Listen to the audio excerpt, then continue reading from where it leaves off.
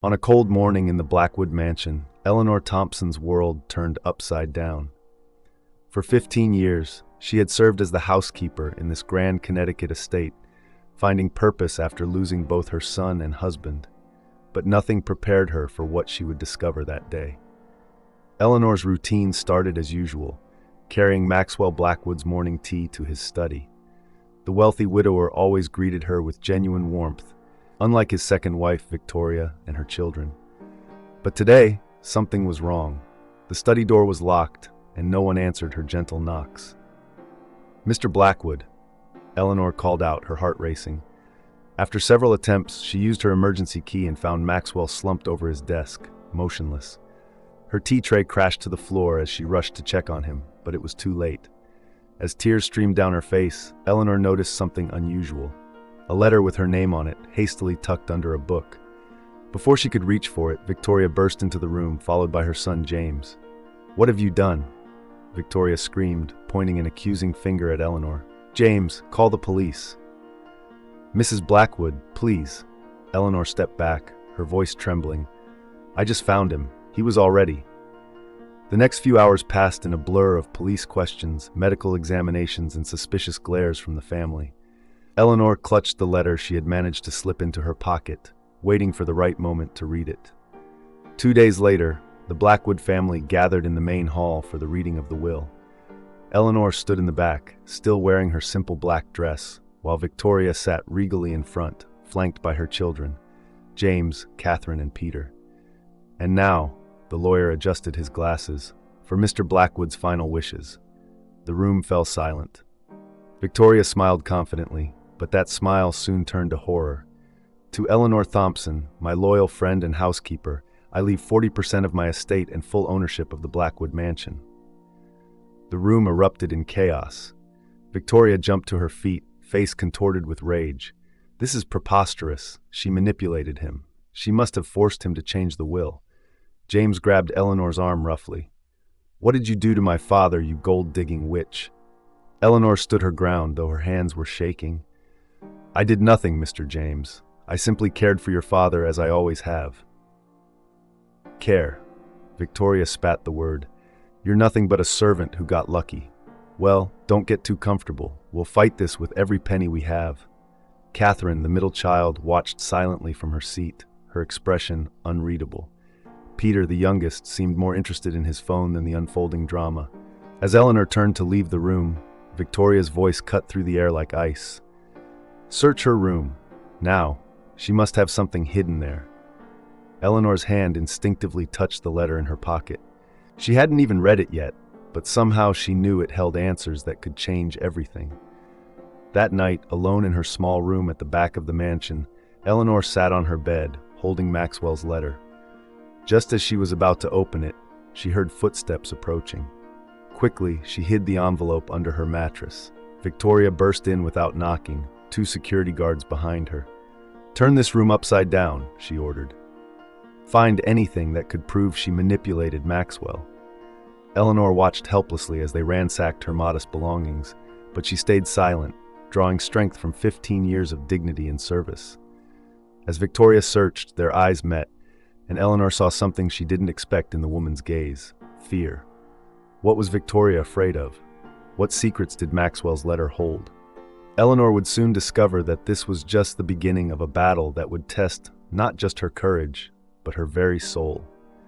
The search of Eleanor's room lasted for hours. Victoria's guards went through every drawer, box, and corner, tossing her belongings around like trash. Eleanor stood quietly in the hallway, watching as her dignity was stripped away piece by piece.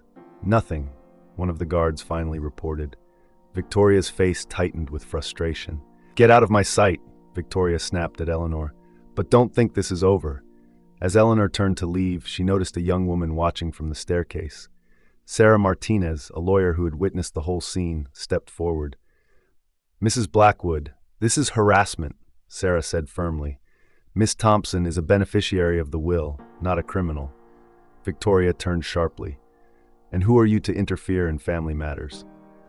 "I'm a lawyer, and I'm now representing Miss Thompson." Sarah handed Victoria her card. "Any further harassment will result in legal action."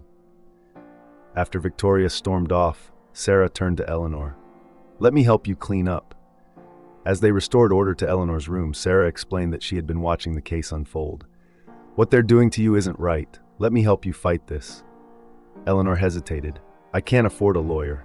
"Pro bono," Sarah smiled. "Sometimes we need to fight for what's right." Later that night, Eleanor finally found the courage to read Maxwell's letter. Her hands trembled as she opened the envelope. "Dear Eleanor," it began, "if you're reading this, things have not gone as planned. There's so much you need to know, but it must be revealed gradually. Look in the old library, behind the copy of Great Expectations. What you'll find there is just the beginning." Eleanor's heart raced. Before she could process this, a knock at her door made her jump. It was James. "We can make this easy," he said, holding out a check. $1 million. Walk away now, forget the will, forget everything." Eleanor looked at the check, then at James's smug face. "No, don't be stupid," James stepped closer. "You're just a housekeeper. Take the money and disappear." "I was more than that to your father," Eleanor replied quietly. "I was his friend." James's face darkened. "You have no idea what you're getting into. This is your last chance."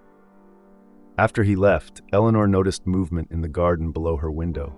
Catherine was watching, her expression a mix of hostility and curiosity. The next morning, Eleanor went to check her room's lock and found it broken. Someone had been there during the night. Her heart pounding, she checked the letter's hiding place. It was still there, but something else was missing. Her old photo album with pictures of her late son and husband. Sarah arrived early to discuss strategy. "We need to document everything," she insisted. "Every threat, every intrusion." As they talked, Eleanor caught glimpses of the staff watching her. People who had been her friends for years now avoided her eyes. Victoria had already turned them against her. Eleanor excused herself and went to the library, finding her way to Great Expectations. Behind it was another envelope. Inside, she found a small key and a note. "Some doors are meant to stay locked. Others need to be opened. Choose wisely." "What are you doing here?" Catherine's voice made Eleanor jump. She quickly hid the envelope. "Just cleaning," Eleanor replied, picking up a duster she always carried. Catherine stepped closer, her face hard. "You know, my father trusted you. Was that his mistake?" Before Eleanor could answer, Victoria's voice echoed through the hallway. "Catherine, come here now." As Catherine left, Eleanor noticed something had fallen from the book. A small photograph of Maxwell and his first wife, with a date and location written on the back. Something about it seemed important, but she couldn't tell what. That night, lying in her bed, Eleanor realized the key from the envelope matched the design of Maxwell's private desk drawer, the one that had always been off limits. Whatever answers she was looking for, they were leading her deeper into the Blackwood family's secrets. What she didn't know was that this was exactly what Maxwell had planned. Eleanor arrived at the courthouse clutching her worn handbag, trying to ignore the whispers and stares. Sarah walked beside her, projecting confidence, but Eleanor could sense her young lawyer's nervousness. Inside, Victoria and James sat with their team of expensive lawyers. Catherine and Peter occupied the row behind them, both absorbed in their phones. "All rise," the bailiff called. As Judge Thompson took his seat, Eleanor's heart sank. The judge's face showed clear disdain as he looked at her. The hearing quickly turned into a nightmare. One by one, former colleagues took the stand, people she'd worked with for years. "She was always hovering around Mr. Blackwood," said Tom the gardener, "always trying to be alone with him." "I saw her going through his papers late at night," Martha the cook testified. She thought no one was watching. Each testimony felt like a knife in Eleanor's heart. These people had shared countless meals with her, celebrated birthdays together. Now they wouldn't even meet her eyes. Sarah tried her best to defend Eleanor, but the damage was done. "Your Honor, these are baseless accusations from employees who fear losing their jobs if they don't support the Blackwood family." "Objection." James's lawyer stood up. "That's speculation." "Sustained," the judge said sharply. During a recess, Eleanor overheard two security guards talking around the corner. "Victoria's paying everyone double to testify against the old lady," one whispered. "Can't blame them. Times are tough." Eleanor's hands trembled as she sipped her water. Sarah noticed and squeezed her shoulder. "Don't worry, We'll appeal if we have to. Back in session, James's lawyer presented bank statements showing unusual transactions from Maxwell's accounts. These withdrawals coincide with Miss Thompson's schedule at the mansion. Eleanor felt the blood drain from her face. She had no idea about any transactions. Furthermore, the lawyer continued, we have evidence that Miss Thompson has been secretly recording conversations with Mr. Blackwood, potentially to blackmail him.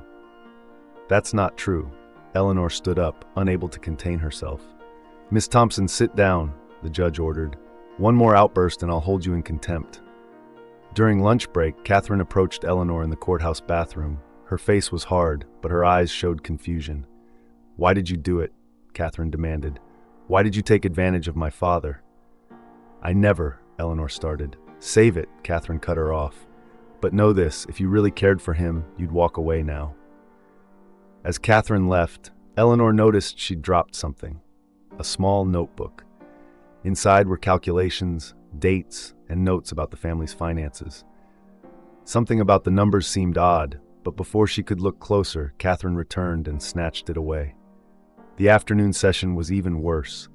Victoria's lawyer presented photos of Eleanor entering Maxwell's study late at night on multiple occasions. Of course I went to his study, Eleanor whispered to Sarah. I was bringing him tea. He had trouble sleeping. But it looked suspicious. Everything looked suspicious. The judge's ruling was swift and harsh. Based on the evidence presented, I'm issuing a temporary order barring Miss Thompson from the Blackwood property until this matter is resolved. Eleanor felt the room spin. The mansion wasn't just her workplace, it was her home. You have until tomorrow evening to collect your belongings, the judge added. Victoria's triumphant smile made Eleanor's stomach turn. That night, alone in her room, Eleanor pulled out Maxwell's letters. There had to be something she was missing. As she reread them, a pattern emerged in his words. He kept mentioning specific books, specific dates. Suddenly, she understood. Maxwell hadn't just left her random clues, he'd left her a trail. But before she could follow it, she heard footsteps in the hallway. Heavy footsteps, heading straight for her room. Eleanor quickly hid the letters and braced herself. Whatever was coming, she had to be ready. Maxwell had trusted her with something important, and she wouldn't let him down. Not now, not ever. The footsteps stopped at her door, and a shadow appeared beneath it. Eleanor held her breath, waiting. Sarah burst into Eleanor's small apartment, clutching a thick folder. Her face, usually full of optimism, was grim. These bank records, Sarah spread the documents on Eleanor's kitchen table. They show systematic withdrawals every month, always when you were working late. Eleanor stared at the papers, her tea growing cold. I've never seen these before. I don't understand. Eleanor, Sarah's voice hardened. Did you help Maxwell make these transfers? No, I would never. Don't lie to me, Sarah cut her off. These are your signatures, multiple transactions, all signed by you. Eleanor's hands shook as she examined the documents. The signatures looked exactly like hers, but she had never signed them. I can't defend you if you're not honest with me. Sarah gathered her papers. I'm sorry, but I have to withdraw from the case. Eleanor watched helplessly as Sarah walked out. First her home, now her only ally. The isolation felt suffocating. That evening, a local news report dealt another blow. Sources close to the Blackwood family reveal evidence of systematic theft by former housekeeper, the anchor announced. Eleanor turned off the TV, fighting back tears. A knock at her door made her jump. Through the peephole, she saw Catherine standing awkwardly in the hallway. I saw the news, Catherine said when Eleanor opened the door. Those signatures, they look exactly like yours. But they're not mine, Eleanor insisted. Someone must have. James, Catherine interrupted. I saw him practicing your signature weeks ago. I thought nothing of it then, but now. Before Eleanor could respond, Catherine's phone buzzed. That's Mother. I have to go. But, she hesitated. Check the donation records. Father always kept separate books for those. After Catherine left, Eleanor remembered something. Every month she'd seen Maxwell write checks to various charities. She'd even helped mail them sometimes. Could there be a connection? Meanwhile, at the mansion, Victoria hosted a celebration party. To justice, she raised her glass while James smirked beside her. But in a quiet corner, Catherine watched her family with growing unease. The next morning, An elderly man appeared at Eleanor's door. George, the former butler who had retired 2 years ago. "I know what really happened with those donations," he said urgently. "Mr. Blackwood told me everything. We need to." A loud crash interrupted him. George collapsed, clutching his chest. By the time the ambulance arrived, he was unconscious. At the hospital, the doctor said it was a heart attack. "He's stable, but needs rest. No visitors." Eleanor sat in the waiting room, her mind racing. George knew something important, something that could change everything. But before she could process this, her phone buzzed. A text from an unknown number. "Back off, or the next heart attack won't be natural." Eleanor deleted the message, her hands trembling. She'd lost her home, her reputation, and now someone was threatening violence. For the first time, she wondered if she should give up. That night, alone in her apartment, Eleanor pulled out Maxwell's letters again. Something Catherine said about donation records triggered a memory. Maxwell had always been passionate about his charitable giving, but in his last months, he'd seemed frustrated about it. Eleanor remembered finding him arguing with Victoria about money. "Those orphanages need help," he'd said. Victoria had dismissed him. "We can't waste money on strangers." A sudden realization hit Eleanor. She rushed to check her own bank statements from the past year. There it was, small monthly withdrawals from her own modest savings, sent to the same orphanages Maxwell had supported. When Victoria had cut off his access to the charity accounts, Eleanor had secretly continued his donations from her own salary. She'd never told anyone, not even Maxwell, but somehow he had known. And now she understood. This wasn't just about the inheritance. This was about something much bigger. Eleanor reached for the phone to call Sarah, then stopped. No one would believe her without proof. She needed to find those donation records Catherine mentioned. But they would be in Maxwell's study, and she was banned from the mansion. Eleanor looked at the threatening text message again. Someone was willing to hurt people to keep the truth hidden. Was it worth the risk? A second text arrived. "Final warning. Take the money and disappear." Eleanor straightened her back. Maxwell had trusted her for a reason. She wouldn't back down now, no matter the cost. Eleanor stood in the rain, staring at her old home. The security guard who had replaced her friend Mike watched her suspiciously from the gate. She had 20 minutes to collect her remaining belongings from her room, Victoria's generous allowance.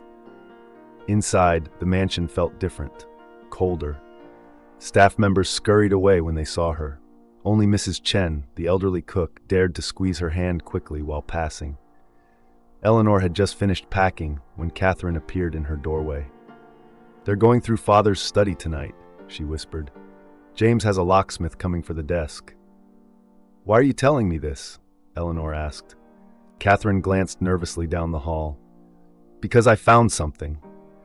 Account books that don't match the official records, but I need help understanding them." Before Eleanor could respond, Victoria's voice echoed through the halls. Catherine disappeared instantly. That night, in her small rented room, Eleanor spread out copies of the donation records Catherine had secretly photographed. The numbers told a story, one that made her heart race. When Victoria had cut off Maxwell's access to the charity accounts, the donations hadn't stopped. They'd continued, but from a different source, Eleanor's personal account. A knock at her door made her freeze. It was Sarah. "I found something," Sarah said, looking exhausted. "The signatures, they're forgeries. Good ones, but definitely forged. I'm sorry I doubted you." Eleanor showed Sarah the donation records. Maxwell was being controlled financially, but someone kept his charity work going in secret. "You," Sarah realized, "you used your own money." "I couldn't let those children suffer," Eleanor admitted. "I never told anyone, not even Maxwell." Sarah's phone buzzed. A text from Catherine. "James destroying documents now." At the mansion, Catherine watched from the doorway as James fed papers into a shredder. A small fire burned in the fireplace. "What are you doing?" Catherine asked, trying to sound casual. "Cleaning up Father's mess," James snapped. "Unless you want to lose everything." Catherine noticed something fall from the stack of papers, a small notebook with dates and amounts that matched the records she'd photographed. "Get out," James ordered, but Catherine had seen enough. Back at Eleanor's apartment, Sarah was building their case when Catherine arrived, breathless. "James is destroying evidence," she said, "but I found this." She pulled out the notebook. Inside were Maxwell's handwritten notes. Eleanor continuing donations from personal account. She thinks I don't know. Victoria James blocking charity access. Must protect Eleanor. Eleanor's eyes filled with tears. He knew. All this time he knew. Suddenly the lights went out. In the darkness they heard footsteps on the stairs. The breaker box, Sarah whispered. Someone cut the power. Catherine's phone illuminated their faces. James followed me. We need to leave, now. They grabbed the documents and hurried down the fire escape. As they reached Sarah's car, they saw James's expensive car turning the corner. Where can we go? Catherine asked. I know a place, Eleanor said. The orphanage, Maxwell's favorite charity.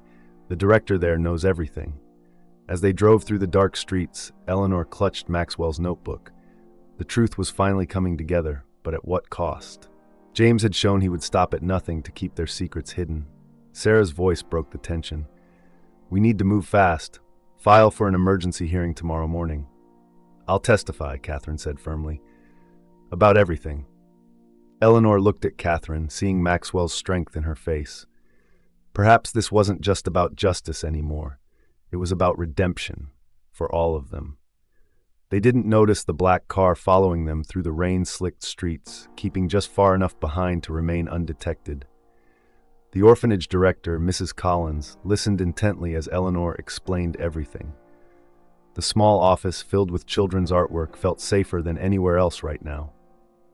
Maxwell was right about you, Mrs. Collins said, opening her filing cabinet. He came to me months ago, worried that someone was interfering with his donations. She pulled out a thick folder. I kept records of everything, the original donations when they stopped, and the new ones that started coming from your account, Eleanor. Catherine stared at the documents. The amounts match what I found in Father's notebook. James has been lying to everyone. Sarah quickly photographed every page. This proves the financial manipulation, but we need more. A noise outside made them all freeze. Through the window, they saw the black car that had followed them.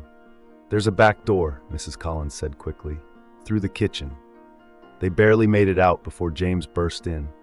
As they drove away, Eleanor saw Mrs. Collins in her rearview mirror, standing firm against James's intimidation. We need to go to my office, Sarah said. Those documents I found earlier, there's something I missed. At the law office, Sarah pulled out the forgery evidence.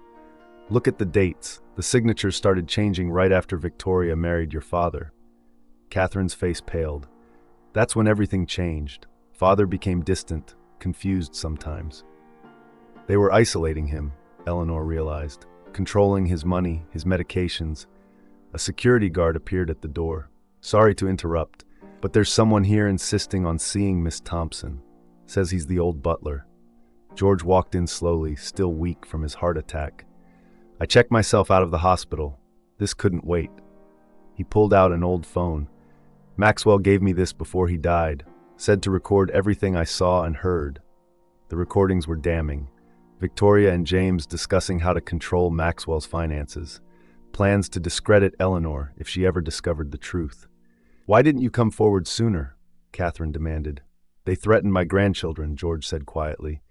But seeing what they're doing to Eleanor, I couldn't stay silent anymore.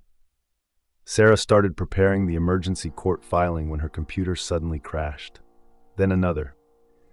Every computer in the office went dark. The servers, Sarah rushed to check. Someone's hacking us. Catherine's phone rang. It was Victoria. Having computer problems? Victoria's voice was cold. Come home now, Catherine. This is your last chance to choose the right side. Catherine's hand shook as she ended the call. They know everything. They're destroying the evidence.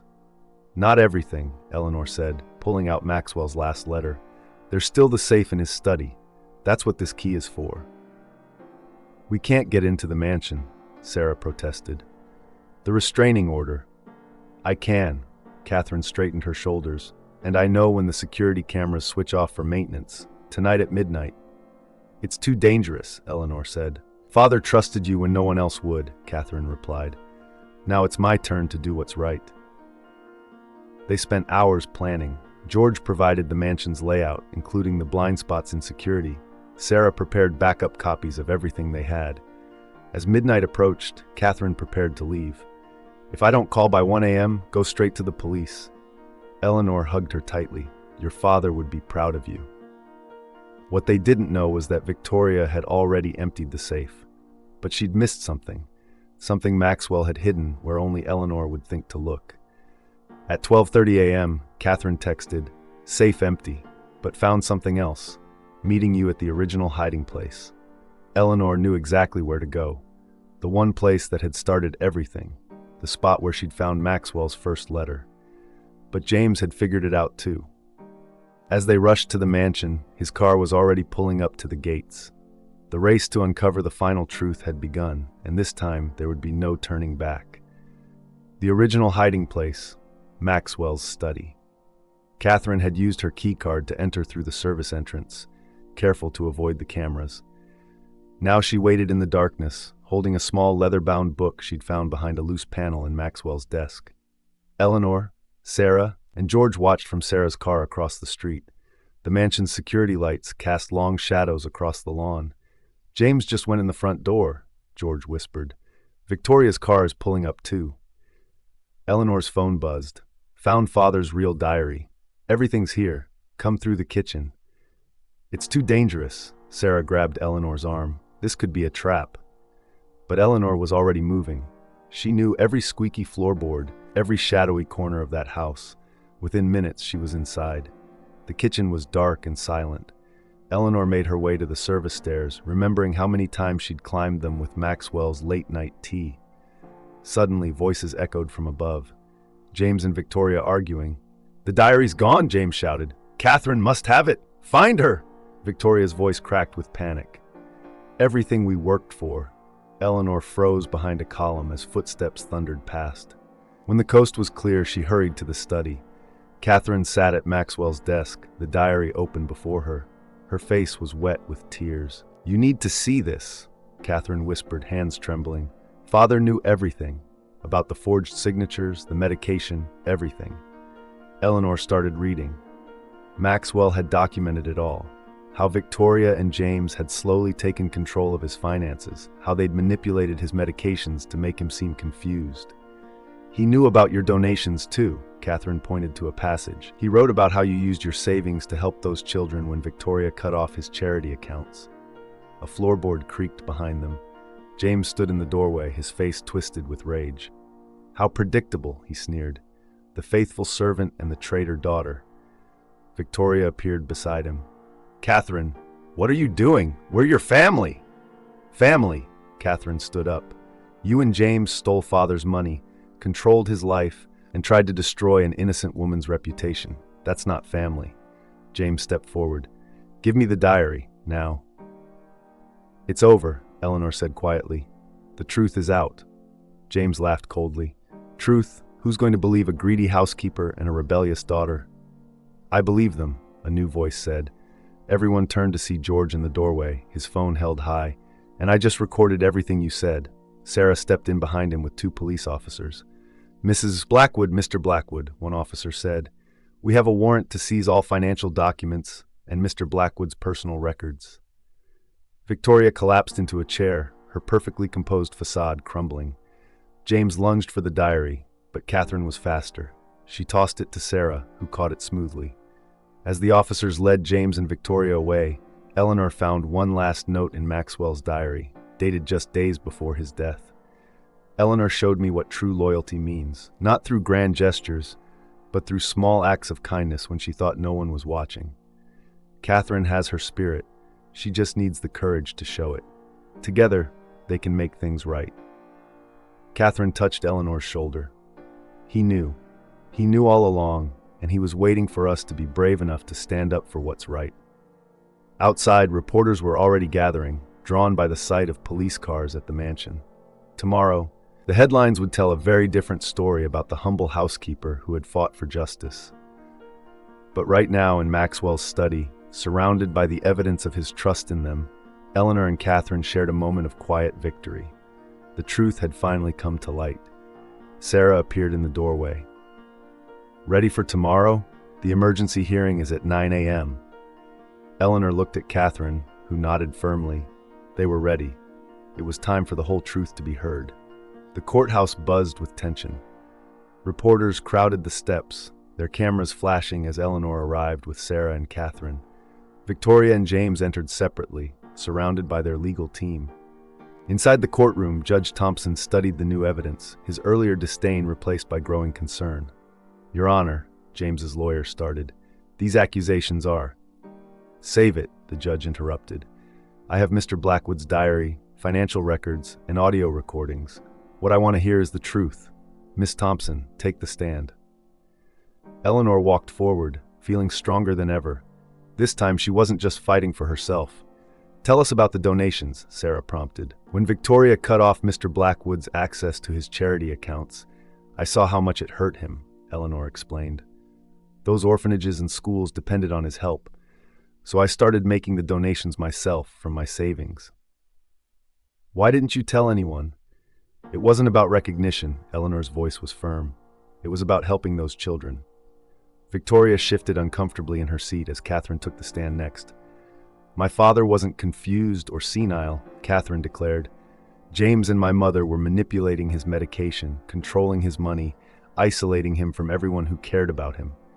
James stood up. "She's lying. This is just revenge because father never loved." "Sit down, Mr. Blackwood," the judge ordered. George's recordings played next.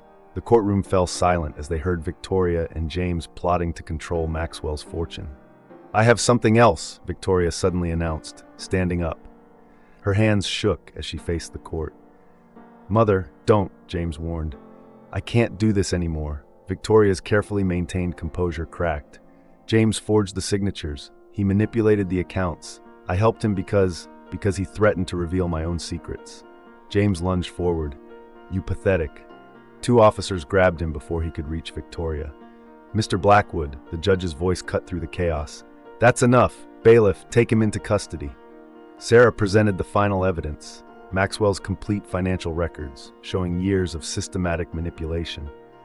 "In light of this evidence," the judge declared, "I'm upholding Mr. Blackwood's original will. Additionally, I'm ordering a criminal investigation into James Blackwood's actions." As James was led away in handcuffs, he glared at Eleanor. "This isn't over." Victoria approached Eleanor after the session. "I know it means nothing now, but I'm sorry. Fear and greed made me forget who I was supposed to be." Eleanor looked at the woman who had caused her so much pain. Maxwell believed everyone deserves a chance to make things right. Catherine hugged Eleanor tightly. "Father would be proud of us both." Outside, reporters surrounded them, but Eleanor felt at peace. The nightmare was over.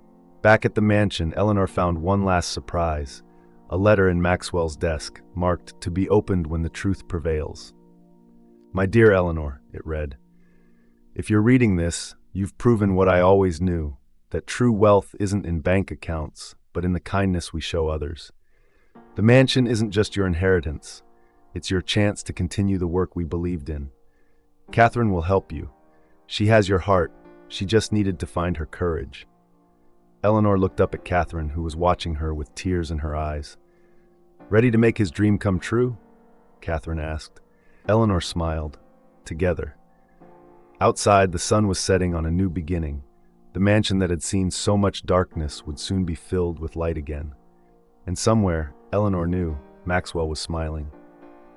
The final hearing drew an even larger crowd. News of Victoria's confession and James's arrest had made national headlines. This time, Eleanor walked into the courtroom with her head high, Sarah and Catherine by her side. James, in handcuffs, glared from the defendant's table. His expensive suit couldn't hide his unraveling. Victoria sat separately, looking years older than she had weeks ago.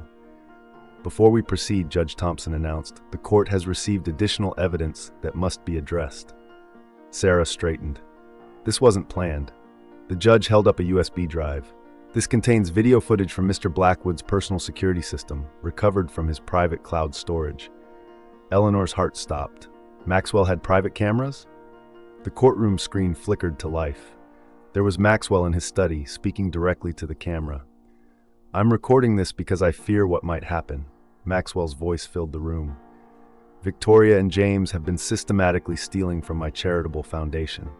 They think I don't notice the forged signatures, the manipulated accounts."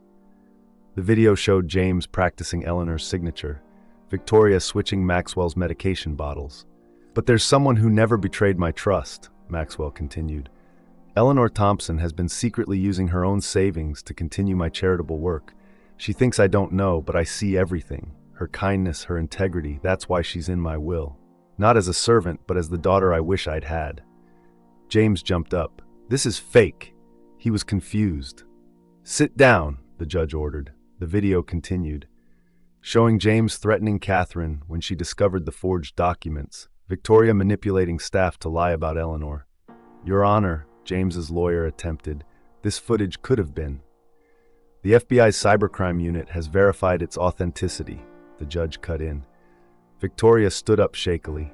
I want to change my testimony. I need to tell everything.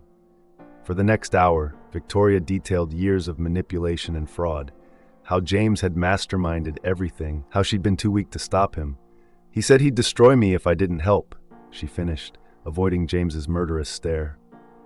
Catherine took the stand next, her voice strong. My father wasn't just wealthy, he was kind. While James and Mother saw only money, Eleanor saw the man. She kept his dreams alive when they tried to destroy them. The judge reviewed all evidence one final time, Maxwell's diary, the financial records, George's recordings, the security footage, and Victoria's confession. This court's ruling is final, he declared. The will stands. Furthermore, Mr. Now, James Blackwood will face criminal charges for fraud, forgery, and attempted coercion. As officers led James away, he shouted back at Eleanor, You don't belong here. You're nothing but a... The doors closed on his rage. Eleanor rose to address the court. Her voice trembled not with fear, but with purpose. Maxwell Blackwood gave me more than money or property, she said. He showed me that true wealth lies in how we help others. This inheritance isn't just mine. It belongs to every child who needs hope, every person who needs a second chance. She turned to Catherine. Together, we'll make his dream live on. The judge smiled for the first time. Miss Thompson, Mr. Blackwood chose well. Court adjourned. Outside, reporters swarmed them with questions, but Eleanor's eyes found Mrs. Collins from the orphanage, standing quietly in the back with some of her children. Ready to start our new chapter? Catherine asked. Eleanor looked at the mansion keys in her hand. Maxwell always said every ending is just a new beginning in disguise. The truth had finally won. But for Eleanor, this victory wasn't about revenge or justice. It was about fulfilling a promise to the man who had seen her true worth. Tomorrow would bring new challenges.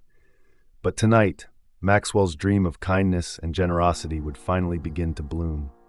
Welcome to Blackwood Community Center, Eleanor announced, standing in the mansion's transformed grand hall. A crowd of community members, reporters, and former orphanage residents filled the space. 6 months had passed since the trial. The mansion's dark wood paneling now glowed with fresh paint, and children's artwork lined the walls. Where Victoria once hosted pretentious parties, classrooms and counseling offices now offered hope to those in need. Catherine stood beside Eleanor, beaming with pride. Father would have loved this. The first group of students had already started classes in the mansion's converted rooms, job training programs, ESL classes, and youth mentoring sessions. Mrs. Collins had brought her entire orphanage staff to help set up the children's library. Victoria appeared at the back of the crowd, looking uncertain. She'd served 3 months house arrest and was now doing community service.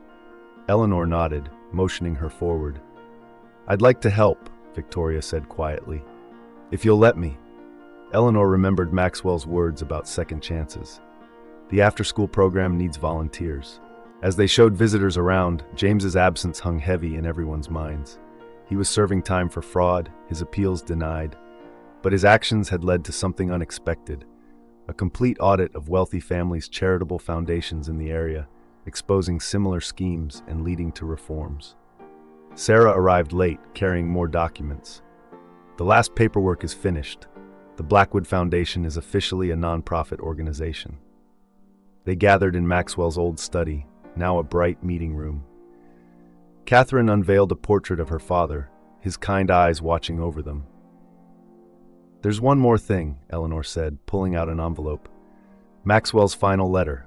I've been saving it for today. Her hands trembled as she read. My dear friends, if you're reading this, you've transformed the mansion into what I always dreamed it could be. Eleanor, You showed me that true nobility comes not from wealth, but from how we treat others. Catherine, you found the courage to stand for what's right. This house was never meant to be a monument to wealth. It was meant to be a beacon of hope. Together, you've made that dream real. The greatest inheritance isn't money or property. It's the power to make a difference in others' lives. With love, Maxwell. Tears flowed freely as Eleanor finished reading. Outside, they could hear children laughing in the new playground. Listen, Catherine smiled. That's Father's real legacy. Victoria approached Eleanor. I was so wrong about you, about everything. We all have chapters we wish we could rewrite, Eleanor replied. What matters is the story we choose to write now. As evening fell, Eleanor stood in the garden where she'd first met Maxwell 15 years ago. The roses she'd planted still bloomed, but now children's toys lay scattered beneath them. Catherine joined her. Sometimes I wonder if Father planned all this, if he knew exactly how everything would unfold. Eleanor touched the weathered garden bench. He knew love would win in the end. That was enough. Inside, the community center hummed with activity. A GED class in the library, a support group in the dining room, children doing homework in the conservatory. The mansion had finally become what Maxwell had always wanted, a place where money meant nothing and kindness meant everything. Tomorrow would bring new challenges, new stories of hope. But tonight, Eleanor watched the sunset from Maxwell's favorite spot, knowing that sometimes the greatest acts of love are the ones we think no one notices. The truth had not only set them free, it had shown them the way home. Sunlight streamed through the newly restored stained glass windows of the Blackwood mansion, casting colorful patterns across the polished floors. Eleanor stood in the entrance hall, taking in the transformation. Where once cold marble and imposing portraits had created an atmosphere of intimidation, now children's artwork and warm, welcoming colors filled the space. Miss Eleanor! 6-year-old Amy ran toward her, braids bouncing, clutching a crayon drawing. I made this for the celebration. Eleanor knelt down, her knees protesting slightly, to examine the picture. The mansion was there, drawn in bright colors, with stick figures of all sizes standing in front. Above them, written in wobbly letters, "Our new home." It's beautiful, Amy, Eleanor said, feeling tears well up. Would you like to help me hang it up for the ceremony? As they searched for the perfect spot, Eleanor remembered the first time she'd entered this hall, 15 years ago. Maxwell had interviewed her himself, breaking with tradition of having the head housekeeper handle staff appointments. There's something about you, he'd said then, a kindness that this house needs. Miss Eleanor? Catherine's voice brought her back to the present. She stood at the top of the grand staircase, arms full of decorations for the anniversary celebration. Over the past year, Catherine had found her true calling running the center's education programs. The entitled young woman who once looked through Eleanor was gone, replaced by someone who reminded Eleanor more and more of Maxwell. Need help with those? Eleanor asked, but Catherine was already descending, taking in the transformed space with obvious pride. Can you believe it's been a year? Catherine set down the boxes. Sometimes I still expect to wake up and find it was all a dream. Your father would be so proud of you, Eleanor said softly. Not just of what you've done here, but of who you've become. The main hall gradually filled with people, students from their adult education classes, families who'd found new beginnings within these walls, children from their after-school programs. Mrs. Collins arrived with a group from the orphanage, the same children Maxwell had secretly supported through Eleanor's donations. In a quiet corner, Victoria helped set up refreshments. Her community service had ended months ago, but she'd chosen to stay, finding purpose in helping others. Eleanor watched her patiently explaining to a young boy how to arrange cookies on a platter, showing none of her former condescension. Remember the first donation you made? Mrs. Collins approached Eleanor, smiling. $500 from your savings. You thought no one would ever know. Eleanor touched the old key she still wore around her neck, the one that had started everything. Maxwell knew. He always knew. Sarah joined them, taking a break from the legal clinic she ran upstairs. The Blackwood Foundation model is being adopted by other wealthy families, she announced. 3 more mansions are being converted into community centers across the state. The room quieted as Eleanor stepped up to address the gathering. A year ago, such attention would have terrified her. Now, looking at these faces, faces of people who had become family, she felt only gratitude. 1 year ago, she began, this mansion stood as a symbol of wealth and privilege. Today, it stands for something far more valuable: hope, second chances, and the power of kindness. She glanced at Catherine, who nodded encouragingly. Maxwell Blackwood understood something that took me years to learn. True wealth isn't measured in bank accounts or property deeds. It's measured in the lives we touch, the hope we share, and the love we give away.